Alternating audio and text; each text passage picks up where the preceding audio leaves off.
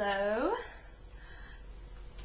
For those of y'all who wonder what I'm doing, Randy has been in Pell City doing some work for his uncle. So I am making him a collage of all the pictures of us together since we've been dating. There are quite a few that I left out because for obvious reasons. So, and I am cooking dinner as we speak, and the phone is ringing. Not sure where it is though. Oh, it's a text message. Anyhow, whenever I'm done with my collage, I will show y'all what it looks like.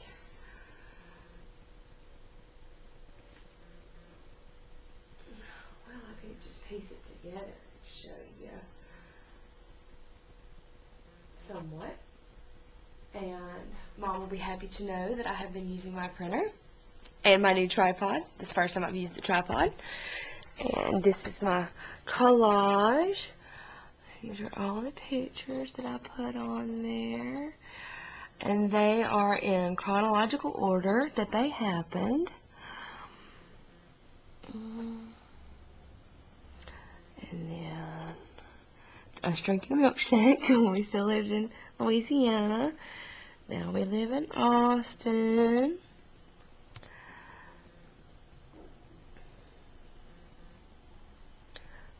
And